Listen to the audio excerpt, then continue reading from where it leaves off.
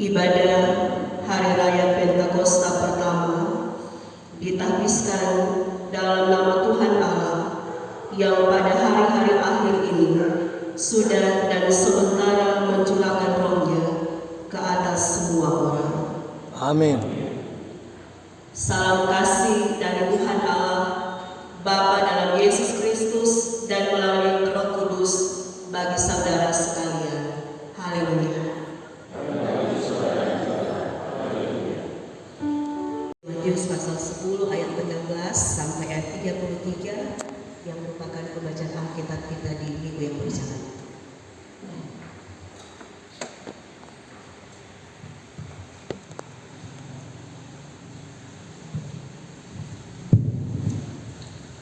Sekali lagi Matius 10 ayat 16 sampai 33. Lihat, aku mengutus kamu seperti domba ke tengah-tengah serigala. Sebab itu hendaklah kamu cerdik seperti ular dan tulus seperti merpati. Tetapi waspadalah terhadap semua orang, karena ada yang akan menyerahkan kamu kepada majelis agama dan mereka akan menyesat kamu di rumah ibadatnya. Dan karena aku, kamu akan digiring ke muka penguasa-penguasa dan raja-raja sebagai suatu kesaksian bagi mereka dan bagi orang-orang yang tidak mengenal Allah. Apabila mereka menyerahkan kamu, janganlah kamu khawatir akan bagaimana dan akan apa yang harus kamu katakan, karena semuanya itu akan dikaruniakan kepadamu pada saat itu juga. Karena bukan kamu yang berkata-kata, melainkan Roh Bapamu, Dia yang akan berkata-kata di dalam kamu. Orang akan menyerahkan saudaranya untuk dibunuh, demikian juga seorang ayah akan anaknya, dan anak-anak akan memberontak terhadap orang tuanya dan akan membunuh mereka. Dan kamu akan dibenci semua orang oleh karena namaku, tetapi orang yang bertahan sampai pada kesudahannya akan selamat. Apabila mereka menganiaya kamu dalam kota yang satu, larilah ke kota yang lain. Karena aku berkata kepadamu, sesungguhnya sebelum kamu selesai mengunjungi kota-kota Israel, Anak Manusia sudah datang. Seorang murid tidak lebih daripada gurunya, atau seorang hamba daripada tuannya. Cukuplah bagi seorang murid jika ia menjadi sama seperti gurunya, dan bagi seorang hamba jika ia menjadi sama seperti tuannya. Jika tuan rumah disebut Beelzebul, apalagi seisi rumahnya. Jadi janganlah kamu takut terhadap mereka, karena tidak ada sesuatu pun yang tertutup yang tidak akan dibuka, dan tidak ada sesuatu pun yang tersembunyi yang tidak akan diketahui. Apa yang kukatakan kepadamu dalam gelap, katakanlah itu dalam terang. Dan apa yang dibisikkan ke telingamu, beritakanlah itu dari atas atap rumah. Dan janganlah kamu takut kepada mereka yang dapat membunuh tubuh, tetapi yang tidak berkuasa membunuh jiwa. Takutlah terutama kepada Dia yang berkuasa membinasakan baik jiwa maupun tubuh di dalam neraka. Bukankah burung pipit dijual 2 ekor seduit? Namun seekor pun daripadanya tidak akan jatuh ke bumi di luar kehendak Bapamu. Dan kamu, rambut kepalamu pun terhitung semuanya. Sebab itu janganlah kamu takut, karena kamu lebih berharga daripada banyak burung pipit. Setiap orang yang mengakui aku di depan manusia, aku juga akan mengakuinya di depan Bapakku yang di sorga. Tetapi barang siapa menyangkal aku di depan manusia, aku juga akan menyangkalnya di depan Bapakku yang di sorga. Demikian pembacaan Alkitab, dikembalikan ke kami. Shalom. Damai di hati. Damai di hati. Bapak Ibu, saudara-saudara jemaat yang diberkati dan dikasihi di dalam Tuhan kita Yesus Kristus, sebagai keluarga Gemim Gereja Masih Injili di Minahasa, hari ini kita bersama-sama dengan semua orang-orang percaya yang ada di dunia ini merayakan hari Pentakosta atau hari ketuanan Roh Kudus. Tetapi juga sebagai warga Gemim, hari ini bersama dengan pria pembawa Gemim, kita juga memperingati Hari Persatuan Pria kaum Bapa. Karena itu di awal pelayanan firman ini saya mengajak Pria kaum Bapa tadi untuk membawa puji-pujian. Dan di hari Pentakosta ini, bahkan pun dalam perayaan Hari Persatuan Pria kaum Bapa Gemim, kita dituntun dengan firman Tuhan melalui Injil Matius pasal 10 ayat 16 sampai dengan ayat 33 di bawah tema beritakanlah Injil dengan segala resiko. Nah, saudara-saudara yang diberkati dalam Tuhan, kita pun dalam menjalani kehidupan bergereja di bulan Juni ini kita ada dalam rangkaian peringatan hari ulang tahun yang ke-191 Pekabaran Injil dan Pendidikan Kristen. Dan kita ketahui bersama bagaimana para misionaris yang datang dari negeri mereka, jauh dari sanak keluarga mereka, untuk ada di tanah Minahasa dalam mereka melaksanakan tugas tanggung jawab untuk memberitakan Injil di tanah Minahasa, yang pada waktu itu memiliki agama animisme, tetapi juga dengan berbagai kebudayaan yang ada. Dan kalau selama 191 Pekabaran Injil dan Pendidikan Kristen ada di tanah Minahasa, khususnya kita sebagai warga Gemim, itu berarti bahwa penginjilan yang dilakukan oleh para misionaris dulu sampai pada kita sekarang ini itu tetap terus bertumbuh, berkembang, dan berbuah lewat tugas-tugas dan tanggung jawab pelayanan yang Tuhan percayakan untuk kita lakukan. Walaupun waktu misionaris dulu mereka memberitakan Injil juga pasti mereka pun mengalami berbagai tantangan, hambatan, ancaman, penindasan, tekanan, tetapi firman Tuhan tetap terus diberitakan. Dan hal ini juga yang mau diutarakan oleh Tuhan Yesus ketika Dia mengutus para muridnya untuk melanjutkan misinya ke tengah-tengah dunia ini, memberitakan Injil sampai ke ujung bumi.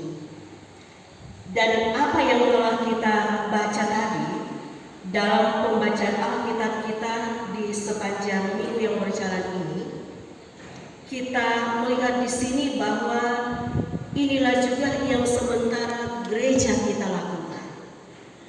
Karena gereja dipanggil dan diutus ke dalam dunia untuk terus memberitakan Injil, memberitakan kabar baik, memberitakan kabar sukacita, dan memberitakan kabar keselamatan. Yang pasti juga gereja tidak bisa lepas dari tanggung jawab ini, bahkan pun secara khusus orang sebagai warga Gemim. Dan karena itulah maka orang sebagai warga Gemim, orang akan tetap terus berada dalam satu tugas dan tanggung jawab berjalan bersama-sama untuk tetap dapat memberitakan Injil baik lewat kata-kata, tetapi terlebih juga lewat tindakan nyata hidup kita setiap hari. Dan firman Tuhan yang kita baca di saat ini di sana mau mengisahkan tentang pemanggilan dan pengutusan para murid oleh Yesus untuk melanjutkan pemberitaan tentang kerajaan sorga, yang artinya bahwa pemanggilan dan pengutusan para murid ini adalah inisiatif dari Yesus sendiri. Dialah yang mengutus para muridnya untuk melanjutkan tugas dan tanggung jawab pelayanan yang ada. Dan para murid harus menghadapi berbagai tantangan tantangan ketika mereka melaksanakan tanggung jawab kepelayanan yang ada. Karena realitas alamat pengutusan para murid yaitu dunia yang penuh dengan ancaman dan yang penuh dengan resiko, baik sebagai pengikut-pengikut Kristus tetapi juga sebagai pembawa kabar sukacita. Penulis kitab Injil Matius ini menggambarkan bahwa para murid seperti domba. Domba adalah seekor binatang yang lemah, tetapi dia tidak berbahaya, bahkan untuk menyelamatkan kehidupannya dari ancaman binatang buas sangatlah sulit. Karena seekor domba ia adalah seekor binatang yang tidak dapat berlari cepat, dan itu berarti dia bisa kapan saja dapat dimangsa oleh binatang-binatang yang lebih besar. Kalau dalam pembacaan Alkitab kita ini dia berhadapan dengan binatang buas seperti yang telah diungkapkan, yaitu serigala, yang merupakan ancaman yang terutama bagi domba-domba. Ini semua merupakan sebuah gambaran bagaimana mau menunjukkan bahwa tugas pemberitaan Injil selalu akan diperhadapkan dengan berbagai tantangan, berbagai ancaman, berbagai hambatan, tetapi juga dengan begitu banyak resiko-resiko yang akan dihadapi dalam pemberitaan Injil. Namun hal tersebut tidak dapat menghalangi pemberitaan Injil karena para murid tahu bahwa Yesus yang mengutus mereka. Dalam ayatnya yang ke-16, di sana dikatakan, lihat, aku mengutus kamu.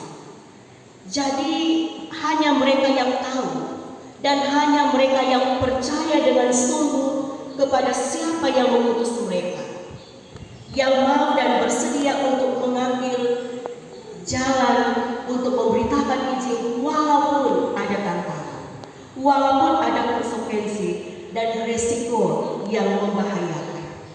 Karena itu sebelum para murid ini melaksanakan tanggung jawab mereka untuk memberitakan Injil, maka Tuhan Yesus memperlengkapi murid-muridnya. Tuhan Yesus memberikan pesan-pesan yang sangat bermakna. Tuhan Yesus juga memberikan nasihat-nasihat untuk membekali kehidupan para muridnya, supaya mereka siap untuk menghadapi berbagai risiko ketika mereka akan melaksanakan tanggung jawab untuk memberitakan Injil. Tetapi juga mereka akan siap dan tahu apa yang harus mereka lakukan ketika mereka harus berhadapan dengan berbagai situasi dan kondisi yang demikian, sehingga para murid tidak akan takut, tidak akan khawatir, apalagi menyerah dan mundur untuk melaksanakan tanggung jawab yang Tuhan percayakan kepada mereka. Sebelum Tuhan Yesus terangkat ke surga, tanggung jawab ini diberikan oleh Tuhan Yesus kepada murid-muridnya. Dan itu pula yang harus mereka lakukan. Dan yang kita lihat di sini, nasihat yang diberikan oleh Tuhan Yesus, supaya ketika mereka melaksanakan penginjilan, memberitakan kabar sukacita, supaya mereka cerdik dan bijaksana, serta tulus dan tidak licik. Seperti gambaran dan ungkapan Yesus dalam ayat 16, cerdik seperti ular dan tulus seperti merpati. Artinya apa? Artinya bahwa supaya para murid dapat bertindak cerdik sambil menjunjung tinggi ketulusan, kesucian hidup dan tidak tercela. Pesan yang bermakna ini untuk mengajak supaya mereka menghindari ancaman-ancaman dan bahaya, sambil tetap mereka menjaga ketulusan dan kemurnian mereka dalam melaksanakan tugas yang Tuhan Yesus berikan. Adapun bahaya dan ancaman yang dimaksud Yesus dalam pembacaan Alkitab ini sangat jelas digambarkan oleh Tuhan Yesus. Yang kita lihat dalam ayat 17, bahwa mereka akan diserahkan kepada majelis agama, akan diserahkan di rumah-rumah ibadah. Ayat 16, mereka akan digiring kepada penguasa dan raja-raja dunia, ayat 22, mereka akan dibenci oleh semua orang karena Yesus. Dan ayat 23, mereka akan dianiaya. Itu berarti bahwa berbagai macam ancaman, berbagai macam mara bahaya, tekanan, penyiksaan, itulah kondisi yang akan mereka hadapi ketika mereka diutus oleh Tuhan untuk memberitakan Injil. Tetapi dalam pemberitaan Injil ini juga Tuhan Yesus memberikan cara apa yang harus mereka lakukan ketika berbagai hal yang mengancam kehidupan mereka terjadi di tengah-tengah tugas dan tanggung jawab yang Tuhan percayakan bagi mereka. Nah, saudara-saudara yang diberkati dalam Tuhan, dari kerja pelayanan yang telah Tuhan Yesus teladankan sewaktu dia masih berada bersama-sama dengan Tuhan Yesus, ada banyak hal yang boleh dilakukan, yang boleh dilanjutkan oleh para murid dalam memberitakan Injil. Bahkan teristimewa bagaimana kerendahan hati Yesus yang melayani siapa saja tanpa memandang bulu, bahkan dimanapun dia pergi dan berada. Dan ini juga pola kepelayanan yang hendak dilakukan, dilanjutkan oleh para murid-muridnya yang diutus oleh Tuhan, walaupun berbagai ancaman, tantangan yang beresiko menjadi bagian dalam kehidupan mereka. Tetapi dengan penguatan, dengan nasihat-nasihat yang diberitakan, yang dibawa oleh Tuhan Yesus bagi para murid, ini akan membekali para murid Tuhan Yesus supaya mereka tetap setia kepada Tuhan, supaya mereka tetap melaksanakan tugas dan tanggung jawab mereka dengan penuh kesetiaan, dengan penuh ketabahan, sehingga Injil Kristus memang benar-benar tersebar sampai di ujung. Nah, saudara-saudara yang diberkati dan dikasihi dalam Tuhan kita Yesus Kristus, dari firman Tuhan yang menjadi pembacaan Alkitab kita di saat ini, penulis kitab Matius ini mau memberikan juga penguatan bagi orang-orang percaya, bukan hanya pada waktu itu, tetapi juga bagi semua kita sebagai orang-orang percaya, yang menjadi tugas dan tanggung jawab dari setiap gereja, yaitu orang semua, untuk melanjutkan tugas dan tanggung jawab kepelayanan yang ada. Dari firman Tuhan ini kita boleh diingatkan supaya orang tetap setia, orang tetap kuat iman dalam menghadapi berbagai hal, ancaman dan penderitaan karena memberitakan Injil. Karena itu adalah konsekuensi bagi para murid, tetapi juga bagi kita sekarang ini, dengan satu pengharapan bahwa ada kuasa Yesus yang dinyatakan baik kepada murid-murid ketika mereka memberitakan Injil, tetapi juga kepada kita semua sebagai orang-orang percaya yang melaksanakan tanggung jawab ini, terlebih khusus juga kita sebagai pelayan-pelayan Tuhan. Dan yang pasti bahwa ketika kita menghadapi, menjalani, bahkan pun melewati berbagai tantangan, berbagai cobaan, berbagai hal yang mendatangkan resiko bagi kita dalam kita melaksanakan tanggung jawab dalam kepelayanan, itu kiranya tidak akan membuat kita patah semangat, tetapi justru itu yang akan mendorong kita, yang akan mensupport kita sebagai orang-orang percaya di masa ini, termasuk orang sebagai pelayan khusus dan semua pelayan-pelayan Tuhan, untuk tetap terus memberitakan Injil, memberitakan kabar baik, kabar keselamatan bagi siapapun juga dalam segala situasi dan kondisi yang ada.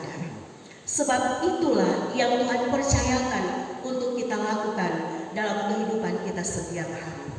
Agar dengan demikian, ketika kita tahu bahwa Yesus juga yang mengutus kita untuk memberitakan Injil, sehingga kita juga tidak akan pernah takut untuk menghadapi berbagai risiko-risiko, bahkan pun tantangan-tantangan yang akan orang hadapi ketika orang hendak melayani Tuhan di tengah-tengah tugas dan tanggung jawab kita sebagai orang-orang yang percaya.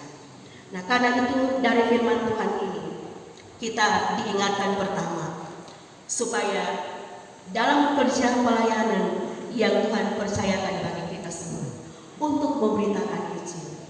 Orang sebagai pelayan khusus, sebagai pelayan UPK Bipra, sebagai apapun kita yang Tuhan percayakan untuk kita jalani, memberitakan Injil dalam kehidupan dan kepelayanan kita.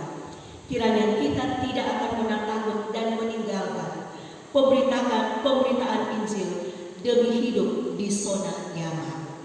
Tetapi kita akan tetap terus bersemangat, kita akan tetap terus bersukacita melayani Tuhan di tengah-tengah tugas dan tanggung jawab kita masing-masing.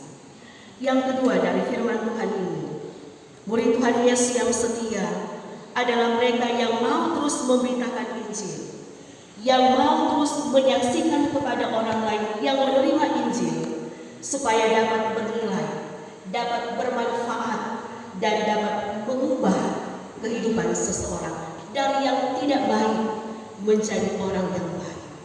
Agar supaya berbagai tantangan, ancaman, risiko yang kita hadapi, kita tetap yakin bahwa Roh Allah bekerja dalam diri kita yang mau setia untuk menjadi alat di tangan Tuhan.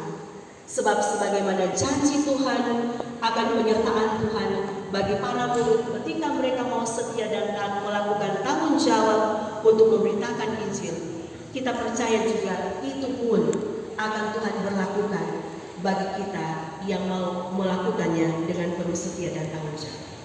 Yang ketiga, sebagai murid Tuhan Yesus, dalam memberitakan Injil, orang akan menghadapi kuasa-kuasa roh jahat dalam dunia ini. Kita akan berperang dengan kuasa-kuasa roh jahat yang menguasai dunia ini, tetapi tidak akan pernah menguasai orang-orang percaya yang hidup di dalam Tuhan Yesus. Kita akan terus berusaha untuk hidup kudus, hidup berkenan kepada Tuhan, hidup penuh dengan damai sejahtera, dan tidak akan kompromi dengan berbagai bentuk-bentuk kejahatan yang ada dalam dunia ini. Karena kita percaya bahwa cinta kasih Yesus yang Dia pancarkan dalam kehidupan kita akan tetap menjadi bagian dalam setiap kehidupan kita, orang-orang yang percaya. Tetapi kita juga yang mau memberi diri untuk terus dipakai oleh Tuhan menjadi alat kesaksian Tuhan, supaya dimanapun kita pergi dan berada, kita dapat memberitakan Injil bukan hanya lewat kata-kata, tetapi juga lewat perbuatan nyata kita. Dan dalam keadaan lemah dan tak berdaya untuk melawan kuasa-kuasa roh jahat yang ada dalam dunia ini, tentu kita hanya bergantung kepada Tuhan Yesus sebagai satu-satunya penolong dalam kehidupan kita. Dan kita akan selalu bersandar, kita akan selalu berharap, kita akan selalu memohon kekuatan daripadanya, supaya setiap kuasa-kuasa apapun yang ada dalam dunia ini tidak akan pernah mampu untuk menggagalkan pemberitaan Injil lewat kepelayanan-kepelayanan yang hendak kita lakukan di tengah-tengah gereja Tuhan, baik orang yang ada di Jawa Timur Yudea ini, tetapi dimanapun orang pergi dan berada. Sebab orang percaya bahwa kuasa Yesus lebih besar dari kuasa apapun yang ada dalam dunia ini. Oleh karena itu, dengan mengandalkan Tuhan, dengan selalu hidup di dalam Tuhan, maka kita percaya Roh Kudus Tuhan yang akan tetap terus menyertai, menolong kita. Seperti kata Tuhan Yesus, di tengah-tengah ancaman Dia akan memberikan keselamatan. Dan kalau itu yang kita yakini, yang kita imani, pasti itu akan terjadi dalam kehidupan kita. Ketika kita mau terus memberitakan Injil, ketika kita mau terus dipakai oleh Tuhan untuk menjalani kehidupan kita sebagai orang-orang yang dipercayakan oleh Tuhan untuk ada dalam tugas dan kerja kepelayanan yang ada. Saudara-saudara yang diberkati dan dikasihi dalam Tuhan, hari Pentakosta yang kita rayakan di hari ini, hari pertuangan Roh Kudus, kita percaya bahwa Roh Kudus Tuhan tidak akan pernah berhenti. Dia akan terus bekerja berkarya di tengah-tengah kehidupan setiap orang yang percaya kepada Dia, yang mau tetap terus dipakai oleh Tuhan untuk memberitakan Injil. Tetapi juga di hari ini bersama dengan pria pembawa Gemim, kita memperingati hari persatuan pria pembawa yang ada dengan berbagai perlombaan-perlombaan yang akan digelar di pemohon nanti. Pria pembawa yang ada di Jemaat Yuda akan mengambil bagian di dalamnya. Tetapi terlebih dari itu, dengan adanya hari persatuan pria pembawa Gemim menjadikan juga kehidupan bapak-bapak yang ada di gereja Masih Injili di Minahasa ini untuk termotivasi, untuk diberikan semangat bergereja, bahwa kita boleh bersekutu, bersaksi dan melayani, boleh hidup dalam satu persekutuan, semua karena pertolongan Roh Kudus.